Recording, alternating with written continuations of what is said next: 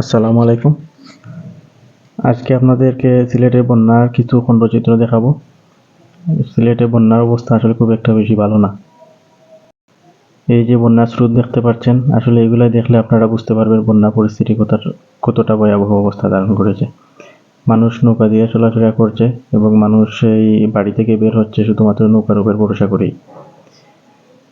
আপনারা দেখতে পাচ্ছেন এই যে রাস্তার মধ্যে অনেক পানি এবং এই পানির উপরেই গাড়ি চলাফেরা করছে। আসলে মানুষের অনেক কষ্ট হচ্ছে। এই যে দেখতে পাচ্ছেন এই এইগুলা মূলত অতিরিক্ত বৃষ্টির কারণে এই পানিটা হয়েছে। অতিরিক্ত স্রোতের কারণে এই রাস্তাটা টোটাল ভেঙে গেছে। আপনারা দেখতে পাচ্ছেন এই যে স্রোতের যে গভীরতা কতটুকু এবং স্রোতের স্পিড কতটুকু। বন্যার পানিতে মাছ ধরার জন্য ওনারা মূলত এই নৌকাটা এখানে বসাইছে এবং এই যে বাঁশ দেখতেছেন ওইগুলাতে আসলে তারা জাল বাঁধবে এবং জাল বাঁধার পর ওই বন্যাতেই তারা মাছ মারবে। এখানে অনেক স্রোত, এখানে মাছ আসবে, প্রচুর মাছই আসে সাধারণত। এটাকে বেল জাল বলা হয়। আপনারা দেখতে পাচ্ছেন ছোট্ট একটা টিনের বাড়ি বন্যার পানিতে ডুবে গেছে। এই যে রাস্তা সবগুলো আসলে পানিতে ভেসে যাচ্ছে। এই যে পানির উপর দিয়ে গাড়ি চলছে, আসলে এখানে হাঁটু পানির উপরে রাস্তা সব কিছু পানির নিচে চলে গেছে। আপনারা সবাই দোয়া করবেন আমাদের জন্য। আল্লাহ না করুক 2022-এর বন্যার পরিস্থিতি যেন এবার না হয়।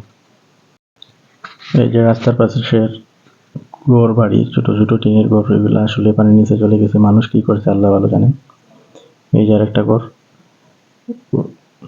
এখানে আরেকটা বাড়ি আছে, সবগুলোই পানির নিচে। রাস্তার পাশে যা আছে সব পানির নিচে চলে গেছে। এখানে দুইজন ভাই জাল দিয়ে মাছ ধরছে, আপনারা দেখতে পাচ্ছেন। আল্লাহ যেন সবাইকে হেফাজতে রাখেন, আপনারা দোয়া করবেন। এই নৌকাগুলা দিয়ে মানুষ বাড়ি থেকে মেইন রোডে যাওয়া আসা করে, এটাই এখন যাওয়া আসার একমাত্র মাধ্যম।